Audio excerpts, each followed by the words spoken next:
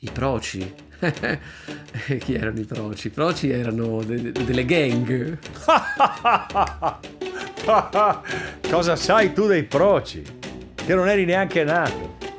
È stato un fenomeno che credo sia nato nel 1980-81, non so se anche prima. I proci erano un gruppo di studenti che si ponevano il compito di svolgere in platea uno spettacolo contro lo spettacolo.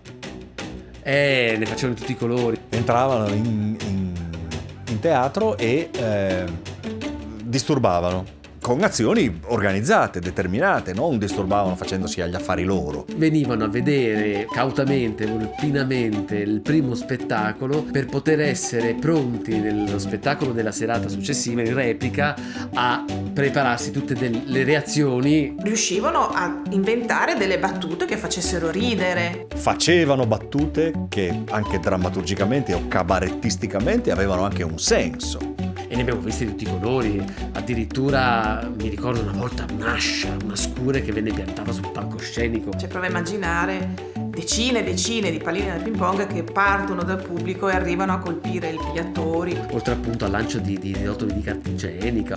La platea era piena di ragazzi con tutta la vitalità e anche la cafoneria. Il clima era molto, ripeto, fervido, insomma, e la gente aveva paura e i ragazzi avevano paura anche di questo, insomma. A un certo punto uno di questi attori, esasperato evidentemente, aveva un bicchiere d'acqua in mano, ha lanciato a questi proci in prima fila l'acqua e questi sono saliti sul palco ed è scattata la rissa. Con una reazione di Castiglione che stava per fermare tutto, insomma, ne succedevano anche di pesanti, ecco, sì. A quel punto Castiglione ha detto basta. Quando il 23 aprile 1985 io ho debuttato, c'erano i carabinieri in sala.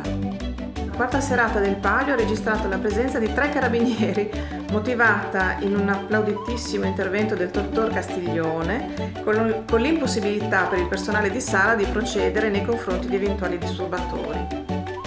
Sapevi che entravi in scena e o andava malissimo e rischiavi veramente che ti gettassero delle cose in palcoscenico, oppure il pubblico da questo punto di vista era molto bipartisan. Se la cosa funzionava te lo facevano capire. Ero curiosa di vedere se con la mia recitazione i proci sarebbero stati zitti o invece avrebbero inveito, e questo io non lo saprò mai. E quando le cose erano di qualità, ho notato, l'applauso c'era, era sempre generoso, insomma, ecco. Quando lo spettacolo era bello, quando gli attori si mettevano in gioco, io ho visto anche i proci tacere. È stato un fenomeno di un po' di anni che poi si è esaurito da solo e che Castiglione, questo è straordinario, non ha combattuto con forza, ha compreso e in qualche modo accompagnato nel suo esaurirsi.